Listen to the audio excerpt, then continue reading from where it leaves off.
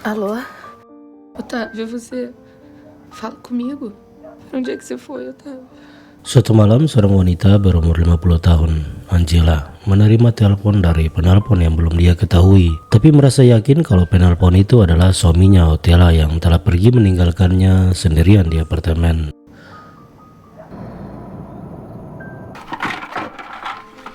Malam itu, saat akan tidur, teleponnya berdering lagi.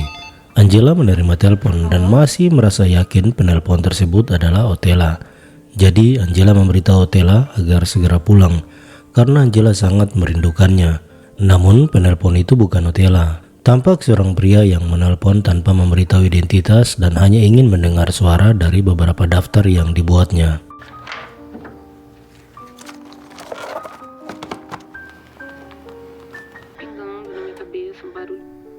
Sekarang kita tahu bahwa penelpon Angela merupakan seorang pria muda bernama Diego. Angela menelpon Diego, tapi Diego tidak menerima teleponnya karena sedang makan malam bersama keluarga.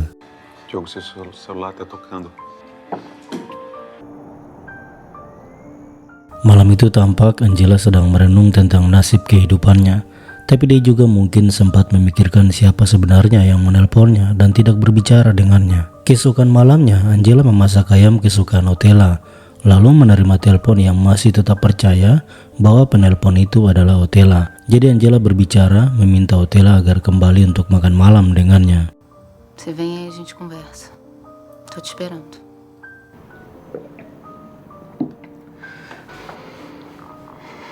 Sementara dalam kegelapan, Diego dikejutkan ayahnya Marcus yang menemukan Diego sedang makan malam sendirian. Marcus bertanya tentang siapa yang memasak hidangan ayam. Diego mengaku bahwa dia sendiri yang memasak. Te esperei ontem a noite inteira. Tô muito cansada. Esperei você ligar pra me despedir. Diego mendengar Angela dengan kesal memberitahu bahwa dia mungkin bosan dengan kehidupannya, jadi ingin mengakhiri hidupnya. Menyadari pesan itu, Diego berlari dengan cepat ke apartemen Angela untuk menemukannya sedang koma dan dibawa ke rumah sakit. Setelah siuman dari pingsannya, dokter bertanya pada Angela, apakah ada seseorang yang bisa mereka hubungi? Angela mengaku tidak ada, tapi dokter bilang bukankah Tuan Diego yang mengantar Angela ke rumah sakit. Angela sempat kaget mendengar sebutan nama Diego yang ia tidak kenal. Como é que é o nome mesmo? Diogo Levinson da Cunha. Mengetahui nama keluarga Diego, Angela mendatangi rumah Diego dengan beralasan menemui ibunya Diego, Nora, yang merupakan seorang psikiater. Sebelum pulang, Angela mengamati foto keluarga dan menemukan foto Diego. Diam-diam Angela memasuki kamar Diego untuk memeriksa dan menemukan sesuatu yang mengejutkan.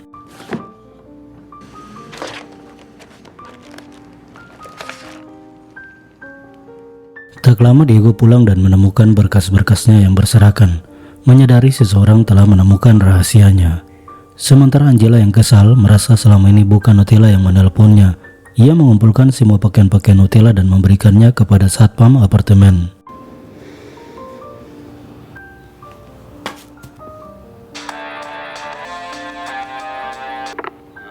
Eu vou contar pra sua mãe. Malam itu Diego memiliki percakapan dengan ayahnya. Sambil mendengar lagu, Marcus yang penasaran bertanya tentang lagu apa yang didengar oleh Diego. Conhece?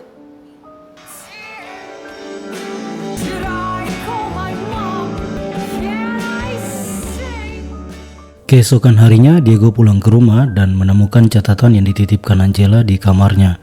Kemungkinan Angela menaruh catatan itu setelah menemui Nora untuk konsultasi. Diego segera mendatangi apartemen di mana Angela telah menunggunya. Di sana, ternyata Angela telah menyiapkan makan malam untuk mereka berdua. Sambil makan malam, mereka memiliki percakapan, di mana Diego bilang kalau malam itu dia sangat khawatir terhadap Angela. Namun Angela menegaskan kalau dia tidak ingin membicarakan hal itu lagi. Lalu Diego memberitahu kalau dia juga memiliki kemampuan memainkan musik dan menawarkan Angela agar ia ingin memutarkan di iPodnya untuk mereka dengarkan. Senta aqui. Só tem cupim. Ah, é assim? Angela sangat terpesona mendengar musik yang dinyanyikan Diego. Tapi Angela tiba-tiba menunjukkan selembar kertas yang dia ambil dari lemari Diego. Hal ini membuat Diego merasa malu dan memutuskan ingin pergi. Namun Angela menghentikannya.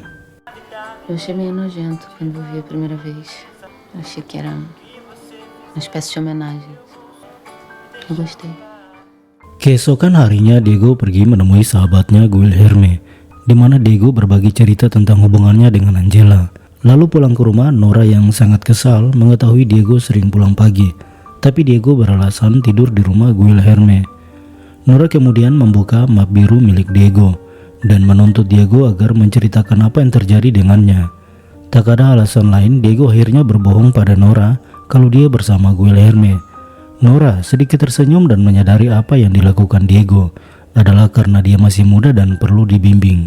Diego kemudian bersama Angela, lalu mereka memiliki percakapan di mana Angela menawarkan Diego bagaimana kalau mereka hidup bersama dan pergi jauh dari rumah. Diego tampak tertarik dengan ide itu.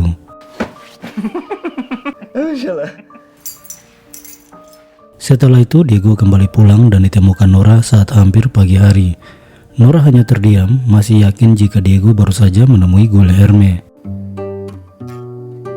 Meu ventilador não ventila. Lalu Diego terlihat bersama Angela lagi saat menghibur Angela dengan musik yang dia nyanyikan. Angela tampak makin begitu bahagia dengan kehadiran Diego. O que você botou aqui? Adivinha? Suatu waktu Angela dan Diego mengajak Guilherme dan pacarnya Paula untuk makan bersama. Namun dalam kesempatan itu Guilherme menyinggung Angela yang mirip seperti ibunya. Paula akhirnya kecewa dengan sikap Guilherme dan pergi meninggalkan mereka. Beberapa hari kemudian Diego dikejutkan dengan kedatangan Nora yang menjemputnya di depan apartemen Angela. Selama perjalanan pulang, Nora tidak berbicara, begitu pula Diego. Bahkan sampai di rumah, Nora hanya memandang Diego yang tidak bisa dipercaya dengan apa yang ditemukan dari Diego. Nora pergi menghadapi Angela dan menegaskan padanya untuk berhenti menghubungi Diego. Meskipun Angela membantah bahwa Diego memiliki kedewasaan dalam berpikir, tapi Nora tetap menolak keinginan Angela bersama Diego. Hal ini membuat Angela begitu bersedih dan menangisi dirinya.